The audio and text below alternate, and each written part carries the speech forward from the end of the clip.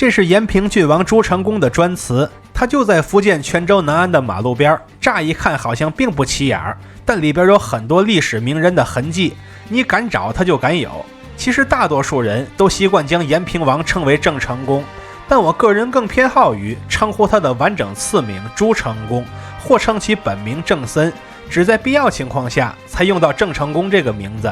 與我看法相同的朋友別忘點關注，因為這個系列的視頻都會按照這個標準來辦，絕對更適合你的口味。同時今天又是穿明制漢服逛泉州的一天，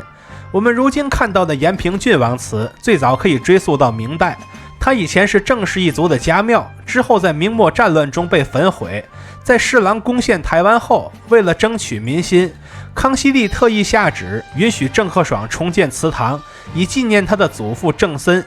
當時所建起的祠堂便是眼前這座延平郡王祠的前身。之後在解放戰爭期間，祠堂被國軍飞機炸毀，直到1987年，鄭氏族人才集資重修此處建築。我們如今看到的延平郡王祠便是這個時期修繕的版本。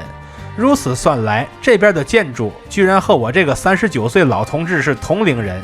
雖則如此，延平王祠仍是福建省级文保單位，也是3A 級旅遊景區，它也是我閩南之旅中不可或缺的一站。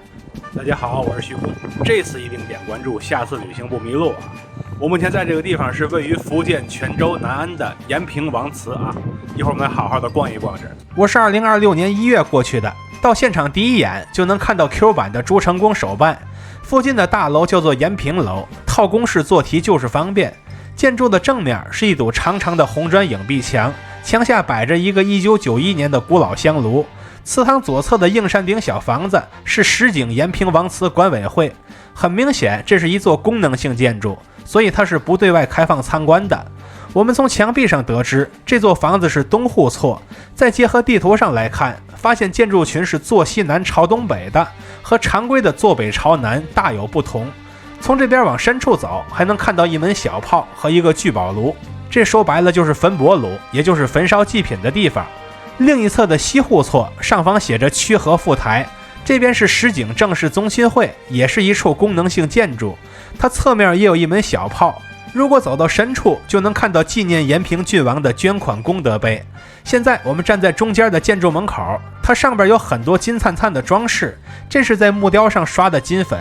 閩南建築的小木作經常會像眼前的建築一樣，把鏤空浮雕區刷成金色，看起來也是金碧輝煌。我們能在雀替上發現一邊龍一邊鳳形狀的浮雕，而垂花柱上面也經常會出現人物故事浮雕，而且有些垂花柱竟然會做成八角宮燈的形狀，簡直是變幻無窮。正面的延平王祠牌匾則是康熙年間的。現在我們準備正式走進延平王祠，來看看內部都有些什麼。進門第一眼看到的是在院落右手邊所擺放的鄭公籤石，籤石則是放在這種小路上的標誌石碑，這是鄭克爽降清之後為鄭家先祖立下的石碑，也是研究鄭氏家族的重要文物。看完籤石，我們準備參觀祠堂了，就先從頭頂高懸的大亮匾額開始看起來。其中的孝子匾是康熙帝賜給鄭森之子鄭經的，三世王爵匾是清同治年間的匾，這三世指的是明封的3代延平王，沒有鄭克爽的份儿。忠臣祠是康熙帝寫給鄭森的匾，並把他的名字寫成了鄭成功，此事鄭克爽也沒有異議，他敢有嗎？這叫人在屋檐下不得不低頭。旁邊有一塊明國匾，是鄭家歷代的官階總錄，其中以南明的官位為主，但是在清朝當官的就特別少，幾乎沒幾個被寫進來的。側面的公壇閩粵匾是崇禎13年的匾，與他同一年的匾是一直對稱的升鎮華夷匾。附近的三歸市次匾是民國期間的匾，介元匾是光緒14年的匾，是立給中了举人第1名的鄭家後人鄭懷該的匾。另一邊是民國年間的進士匾，是給明崇祯年間进了5進士的鄭之鳳所補上的一塊匾。鄭之鳳就是鄭森的四叔父鄭鴻逵。另一側的版圖歸一匾則是馬英九題寫的匾，而延平雄風匾則是台南荥陽鄭氏宗親會贈送的匾。